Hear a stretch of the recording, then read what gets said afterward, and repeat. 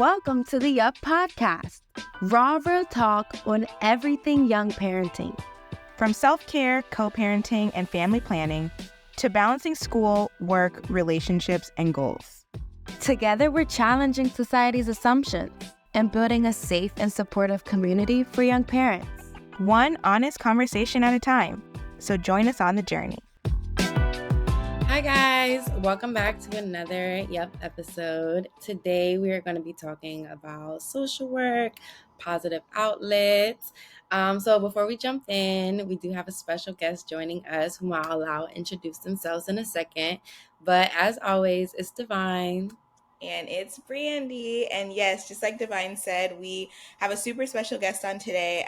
We're going to be talking about some of the work that he does in the community, also some of the things that he does for self-care and creative outlets, things like that. So we'll get right into it. Eduardo, would you love to tell us a little bit about yourself? Hello. So hello everybody. I'm Eduardo. I am a poet and an author. I also work with teen parents. Amazing. Yes, we love the work that Eduardo's doing. I met him a couple of months ago, and we've kind of stayed connected through the shared work that we do, obviously here at YUP, and then the work that he does. Can you give us a little bit of background? So how did some of your experiences kind of like growing up, or what did you see, or, things like that? How did that shape who you are today, the work that you do in the community, the work that you do creatively, all of that? Okay, so I'm from Long Beach, California. I was born and raised here. A lot of what I've been through has shaped my career going into social work. I've been through being homeless. I've been through being in foster care, returning back to my family, and having to navigate everything after that. I've gone through a lot of grief within these last few years, with my mom's passing in 2023, and then I lost an uncle about a month after my mom's passing, and then my high school counselor had passed away that same year at the end of the year. So it's a lot. It's a culmination of a lot of life and experience that shapes my career and my writing. Wow. Yeah, I'm so sorry about all of the loss that you have experienced in your time, but I'm glad to see, the resilience shine through you in the work that you do, just giving back positivity through, all of life. Can you tell us a little bit about what you do specifically with El Nino and kind of what that looks like on a day-to-day? Yeah. So for work, I'm a case manager for teen parents, and so we take in parenting youth up until about the age of 21, 22, and we run a program that helps them find and build on their strengths, their values, and family planning as far as what the next step is in their parenting life. And we also help them out with car seats, diapers, wipes, pretty much anything that their child needs for the first few years of their life. Yeah. That's really important. We obviously are not necessarily in person or on the ground, but it's important for us to connect with organizations and people who are doing the work, right? So we provide all of these resources on our website, but you all are providing the physical resources. And I think that's equally as important for young parents and for anybody to be able to connect with a case manager or a mentor. I know Divine does mentorship as well. and have someone to talk to, but also coming from a place where you were once a youth, and even if you weren't a young parent or a teen parent, but you were a youth who needed support, or who, maybe had mentors, or maybe could have benefited from mentors, I'm not sure. But Mm. how do you meet the young parents where they are, and coming from even just a place of like empathy, or knowing, some of the challenges, maybe they're living in the same neighborhoods that you're privy to. I know about Long Beach. I Mm. grew up not too far from Long Beach. I live not too far from Long Beach now. Mm. And I know the challenges in the community. And so how do you grapple with that? Um, it's a lot of so like meeting our clients where they're at, getting to know them, getting to know their story, asking them, like how do they feel, what's going on, like in their mind in relation to like their situation, or even if they're worried about like situations that can be like outside of their control and stuff like that. That are a little bit bigger. Um, so going back, it's important to get to know their stories, and knowing that everyone right, everyone, clients, anybody, they're at their they're at their own place. um you know they're all at their own place, trying to get to their next destination. I love that. Thanks so much for sharing that. I feel like from mentorship, that is so important, meeting people where they're at and realizing that everybody is different. And so getting to know them at a personal level is just so important. I can only imagine I'm a mentor from a virtual standpoint, but I feel like in person just draws so much pressure, when they need, immediate support, immediate resources. So, to kind of tap into a little bit about the day to day and the things that you experience in your work, what are some of like the main challenges that you would say your youth come across? And for you personally in your professional stance, what do you do, when things get hard? Like, how do you keep hope for your young parents? That's a good question. It's it's difficult because every client is in their own unique situation, and Mm, some clients are more of at like risk of losing their homes, um, or family members like that. Um, those challenges, it's difficult, especially right now. It's hard because we don't know like what the next day is going to bring. mm, Um, you know, they could be fine one day, and then the next day the world flip upside down. You know. mm. Yeah. That's an interesting point that you make. Just kind of not necessarily having all of the answers, Mm. right? Sometimes we are in a position where we're like, okay, we have all these resources, and we, have all the heart in the world, and this is what we're putting our work into. And then there's some things that are just out of our control. Like, Yeah. yeah. No, definitely. Um, when it comes to like resources, it could be difficult for some people to even qualify. Like for Mhm. resources, which Mm. it makes their situation a little more tricky and difficult. Yeah. Yeah, and also, are the resources impacted, right? We've talked about this in the past, where sometimes we're talking about shelters, or sometimes we talk about mental health support, or sometimes we talk about some other sort of community support, and then maybe there's a wait list, or maybe the resource is full, or maybe it's no longer available because of funding, or because of budgets, or whatever it is. And so you're absolutely right. I think that the challenges get compounded when we have the best intentions Mm. to help support and provide these resources, but sometimes our hands are tied with what's actually available, not just what is said to be available. So, yeah, that's really important. And another thing that I kind of thought about when you were talking was, I'm a social worker, right? And so sometimes in social work, we talk about these things where we have these lived experiences and we're having to kind of check ourselves Mm-hmm. in spaces where someone else that we are, supporting, that we are mentoring, that we are whatever, is experiencing something similar. And so our own experiences can't come up in that situation, Mm-hmm. right? So, like when I'm doing therapy or I'm meeting with somebody, I was a young parent. I know what it's like. I know co parenting can be tricky, right? So, if I have a client or somebody who's navigating co parenting, I can't put my own mess on them, right? I have to make sure that I am checking my own self and healed enough to Mm-hmm. be able to be fully present for them.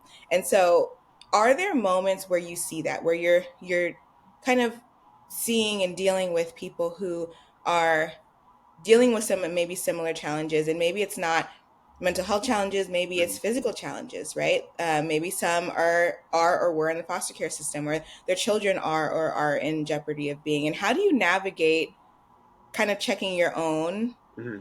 self and your own experiences and not putting that onto them? Um, so I definitely find myself um a lot in like that situation where I do relate a lot to my clients, and I how do I explain it? I want to share right with them, and I do share with them. I just how do I explain it? I remove myself from the story, Mm, right? So instead of saying, like, oh, I experienced this, I have a friend who experienced this, or a cousin, or an imaginary friend, yeah, yeah. But then, so then at the end of the day, though, right? It can be very heavy, especially when we're feeling like, wow, that was heavy, and I've been through that, and I know what that feels like, and I just feel so deeply for them, but I can only do what I can do. How do you take care of yourself after having that conversation? um, taking care of myself, like with self care. I'll write, or I'll go for a walk after work, things like that. Do some exercise. Yeah. Or I dance. I do things to remove right the stress and everything that comes with Yeah, that's great. sharing experience and yeah. Hmm. I love that. Thank you so much for sharing that. I think it's so important to introduce positive outlets to our youth because sometimes they don't even know like what a positive outlet is because they're just so used to being like in survival mode or just survival coping mechanisms that may have formed, habits for them, whether they be good or bad in their eyes. So it's so important to show like different creative things like drawing, dancing, like people might not look at that as an outlet unless introduced to them for them to perceive it that way. So I think that's so beautiful, to kind of bring those positive outlets to your youth and just open a whole new world for them in a positive way. That's so cool.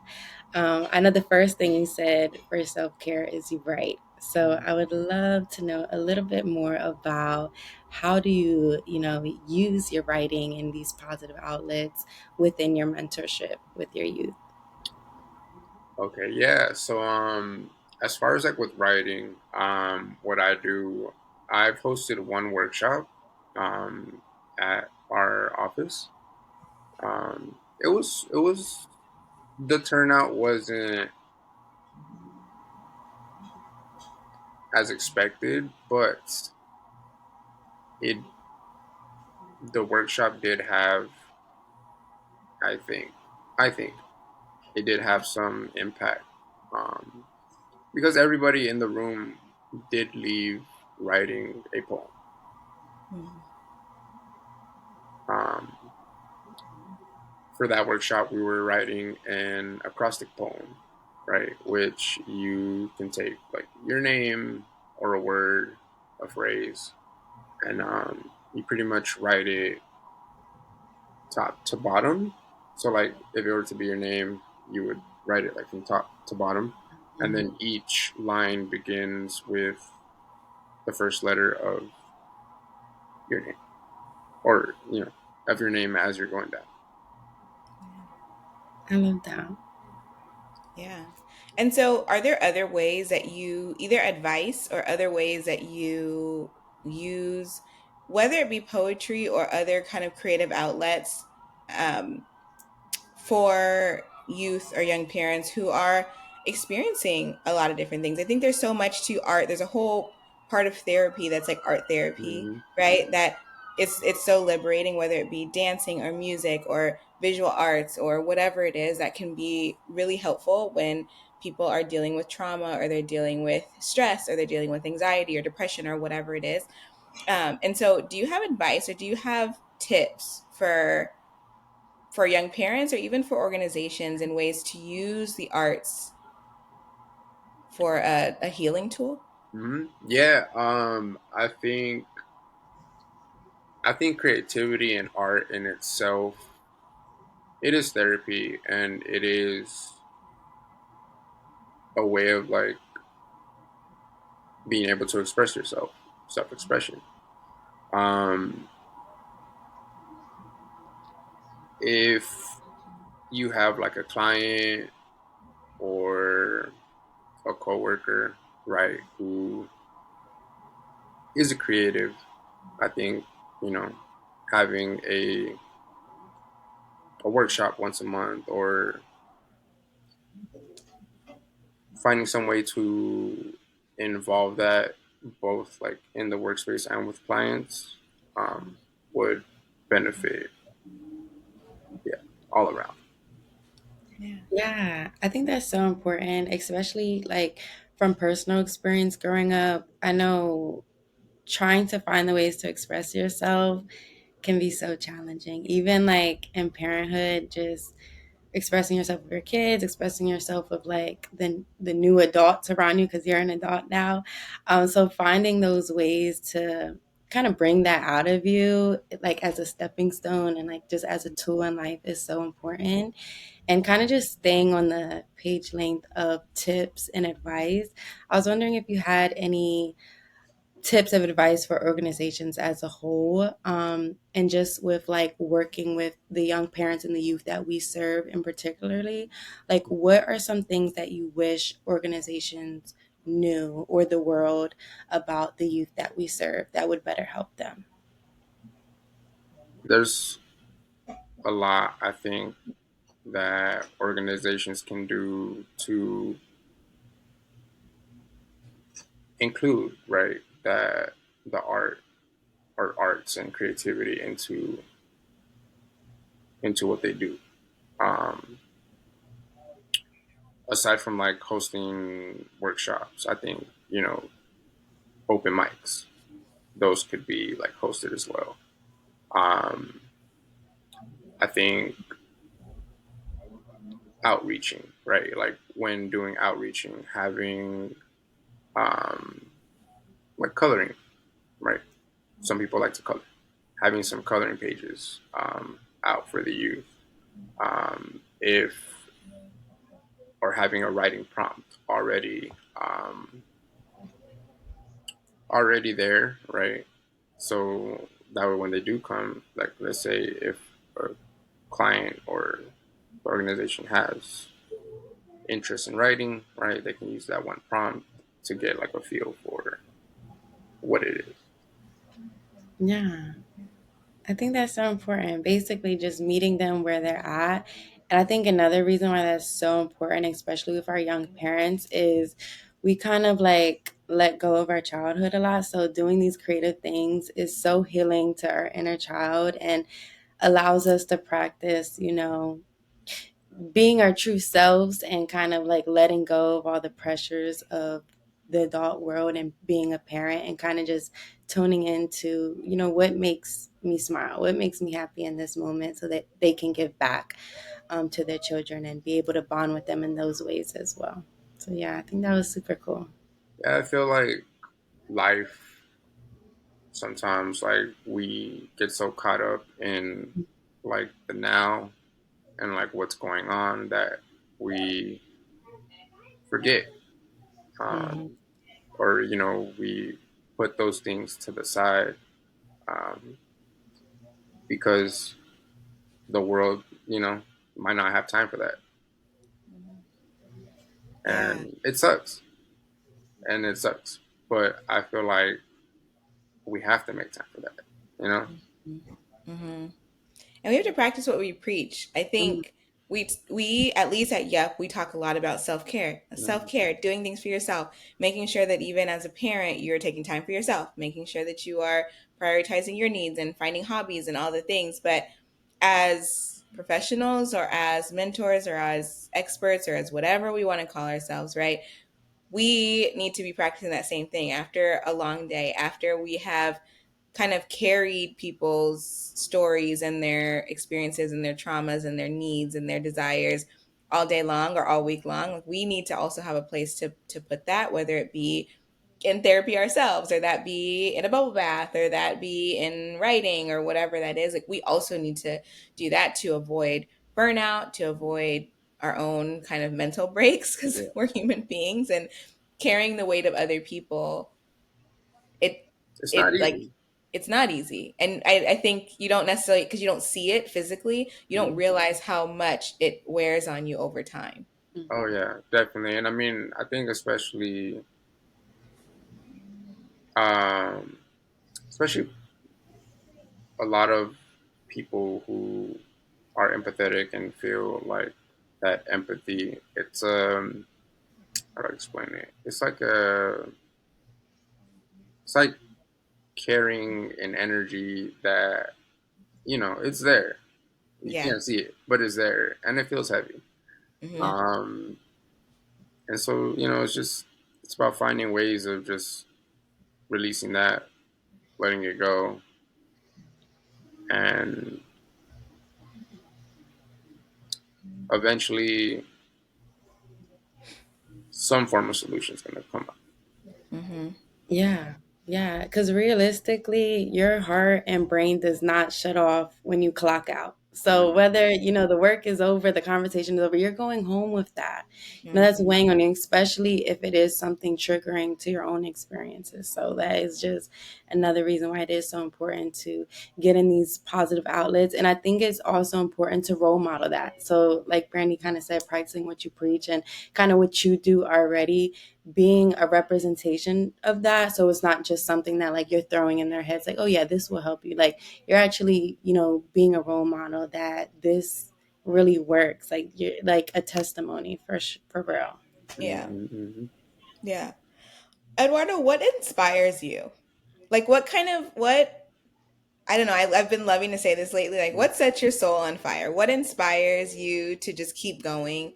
What inspires you to do the work? What inspires you to write the things? What inspires you to just be who you are? So when it comes to writing, what inspires me is pretty much anything. It could be like my own life experience, other people's life experiences, emotions, conversations that I have, things like that. Um, what keeps me going with like work is seeing my clients reach their goals and like progress in their journeys as they're going. Um, and I think also, yeah, and like my clients too. My clients are cool. Um, I think being able to help is being able to help others is what keeps me going in regards to like work. Um, outside of work with life, mm, just finding ways to keep myself motivated and uplifted, and I'm always writing, so that also helps me with keeping myself a bit balanced. Yeah, I love that. Speaking of your writing, do you have any poetry or writings that you would like to share with us and our audience today? Oh yeah, definitely. Let me see. This poem is about desire. It goes desire, the want for a need so close and out of reach. Desire for love comes from within, a place of abundance or a hurt place that hasn't healed. Love shouldn't destroy, it should build, leave things better than they were before. Self love and intention sew together the cracked spaces within a broken being and home. Desire has no action without intent and forward motion. Wanting what is needed, needing what is wanted. The desire for change is motivated by need. Our wants are temporary, for the moment, never everlasting, leaving to chase for more. Okay. I love it. So, so good. I know that you do this. You're not new to writing. I know that you have a couple of books out there. I know that you have, done other things. I would love for you to share how people can connect with you or how people can see more of your writing. Oh, And I'd yeah. also love a second part to that for you to share how people can connect with El Nido and how they can get involved, how they can support, how they can sign up, whatever. Okay, okay. Cool, cool. Yeah. So, to connect with El Nido does have an Instagram. So the Instagram is El Nido Family Centers, and they got the blue check mark. So y'all can follow that page. For any updates on like upcoming events and stuff like that we have going on. If you would like to connect with services at El Nido, we are located in the South LA region. So just quick Google search South LA El Nido Family Centers. Um, as far as connecting with my poetry and my books are available on Amazon. Um, my first two titles are Journey Through the Void Volume 1, Journey Through the Void Volume 2. It is published by Gang Tales Publications, who is a publications out here in North Long Beach. Awesome. Thank you for sharing you with us. Thank you for sharing your a little snippet of your community, of your young parents with us. Thank you for sharing your writing with us. I would love for us to end, unless Divine objects, I'd love for us to end on the note of what gives you hope Mm. for the future? What gives you hope for our communities? What gives you hope for our young parents? What gives you hope for our society and just healing and love and light, all of it? Um, for like the clients, teams out there, um, their resilience. I think their resilience and just progressing through their situations, um, that brings me hope. Um, Also, just waking up, being able to wake up and being able to reframe thoughts, reframe emotions, reframe thinking, um, into something more positive that gives me the hope to Mm. continue forward. I love that. Thank you. I love it. Yeah.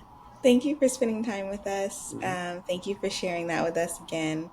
I think there's a lot of hope. I think it's Divine and I have been talking about this for months and months and months, and there's so many things, and young people experience so much, and I think that it's really hard, but there is hope, right? Even if we can hold on to a glimmer, it kind of keeps us going. If we can hold on to a glimmer, we can do, just one small thing. I think it helps us to avoid burnout as well, and helps us to keep going because there has to be light on the other side. Oh And yeah. so we don't know how long it's going to take us to get there. We don't know what it's going to look like, the journey, but there has to be light on the other side. So Yeah. Oh yeah. we Yeah. got to get there. Yeah. And like Eduardo said, like, let yourself give you hope. Like, I was thinking when he was answering, like, if I answer that question, does me saying myself gives me self hope? Is that a little cocky? But I was like, no, like, every day is a new day. And, like, I give myself hope as far as, like, I'm not done accomplishing everything I, set Hmm. my mind to. I'm not done changing the world, little by little, however much impact I can give. But like every day is a new day for hope, for change, for better. So, Yes. okay. So keep going. Like, don't give up, guys. Yeah. We got this. Okay, well, until next time, y'all, we will connect you all with Eduardo. Let us know if you have any questions. We'll connect you with El Nido, connect you with Yep, as always. If you have questions or anything, we will get them over to Eduardo. But until next time, y'all, Thank you. see Thank you. you. Guys, thank you. If you enjoyed the Up podcast, please subscribe, share, and leave a comment. And visit youngunitedparents.org for the information, community, and resources young moms and dads need to thrive.